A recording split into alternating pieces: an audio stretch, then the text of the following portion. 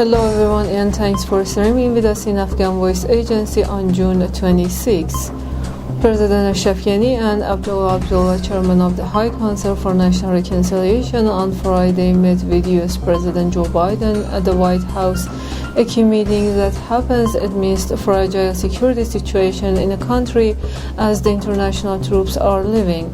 In this meeting, Biden promised the Afghan leaders a sustained partnership even as he moves to accelerate winding down the U.S.'s longest war in Afghanistan.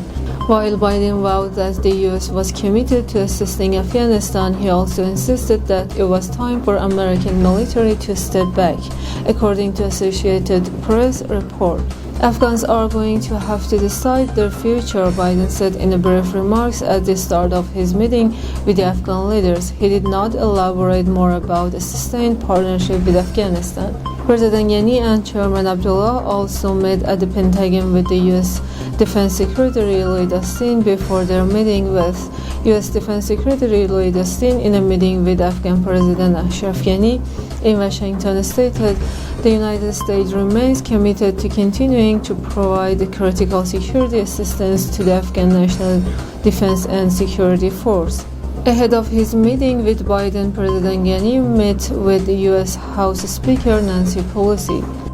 Chairman of Afghanistan High Council for National Reconciliation Abdullah said on Friday that long-stalled talks on a political settlement to decades of strife should not be abandoned despite surging Taliban attacks unless the insurgents themselves pull out.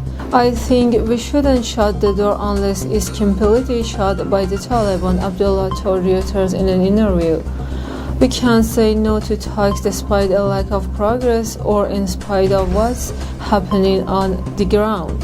Abdullah spoke after he and Afghan President Ashraf Ghani met U.S. President Joe Biden at the White House for talks on U.S. military and civilian aid and issues stemming from the departure of the last U.S. troops nearly 20 years after the U.S.-led invasion.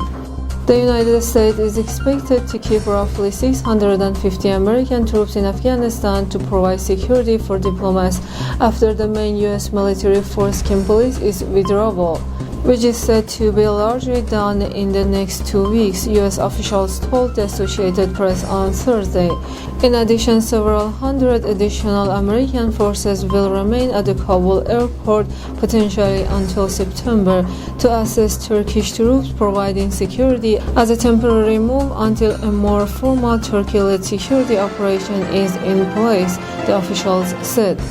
Overall, officials said the U.S. expected to have American and coalition military command its leadership and most troops out by July 4th or shortly after that, meeting an aspirational deadline that commanders developed months ago. The White House on Thursday said it will provide Afghanistan with 3 million doses of Johnson & Johnson's COVID-19 vaccine to help with the coronavirus outbreak fueled by the Delta variant. The White House spokesperson Karine Jean-Pierre made the announcement about Air Force One on Thursday as President Joe Biden flew to Raleigh, North Carolina to encourage Americans to get vaccinated. The announcement also came a day before Biden meets with President Ashraf Ghani and the Afghan delegation at the White House on Friday. Until next time, let's say goodbye.